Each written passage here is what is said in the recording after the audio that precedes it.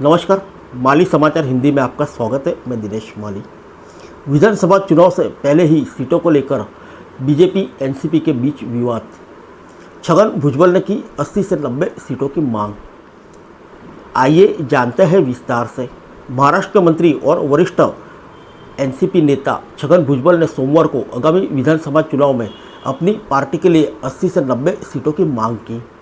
हालांकि उनकी इस मांग पर राज्य के उप मुख्यमंत्री देवेंद्र फडणवीस ने कहा कि राज्य में भाजपा सबसे बड़ी पार्टी है और इसलिए वही सबसे ज़्यादा सीटें पर चुनाव लड़ेगी। दूसरी तरफ पार्टी की बैठक में छगन भुजबल ने बताया कि भाजपा शिवसेना के गठबंधन में शामिल होने के दौरान उन्हें 80 से 90 सीट देने का आश्वासन दिया गया था। एनसीपी नेता ने कहा कि जब हम गठबंधन में यानी भाजपा शिवसेना में शामिल हुए तब हमें चुनाव लड़ने के लिए 80 से 90 सीट देने का आश्वासन दिया गया था। हालांकि इस लोकसभा चुनाव में हमें कुछ ही सीटें मिली हैं। हम उन्हें यानी भाजपा को बताना चाहते हैं कि हम और अधिक सीटों पर लड़ना चाहते हैं ताकि हम 50 से 60 सीट जीत सकें। 2019 के विधानसभा चुनाव में 288 सीटों में से भाजपा ने 105 पर जीत हासिल की थी, जबकि अविभाजित राष्ट्रीय कांग्रेस पार्टी को 54 सीटें मिली थी।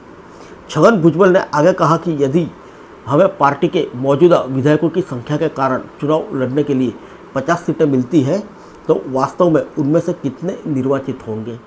आइए जानते हैं मनुस्मृति के बारे में क्या कहा भुजबल ने। इसके अलावा राष्ट्रीय कांग्रेस पार्टी के नेता ने उन रिपोर्टों पर अपनी नाराज़गी जताई जिसमें बताया गया है कि स्कूलों में अब मनुस्मृति पढ़ाई जाएगी। दरअसल मनुस्मृति एक प्राचीन हिंदू पाठ है। इस पर प्रतिक्रिया देते हुए छगन भुजबल ने कहा कि हमें दलितों को वह समझाने में बहुत ऊर्जा खर्च की गई कि भाजपा के 400 से अधिक सीट जीतने के दावे का मतलब यह नहीं है कि पार्टी आरक्षण हटाने के लिए संविधान को बदल देगी। यहाँ तक कि प्रधानमंत्री नरेंद्र मोदी ने भी विपक्ष के उन दावों का खंडन किया है।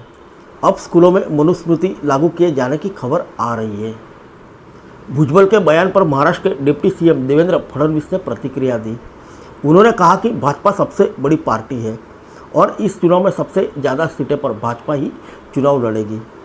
फडणवीस ने आगे कहा कि सीट बंटवारे को लेकर चर्चा तभी होगी जब तीनों पार्टी के नेताओं के बीच बैठक होगी। फिर मिलेंगे अगले बुलेटिन में अन्य किसी खबर के साथ। तब तक के लिए इजाज़त दीजिए। नमस्कार।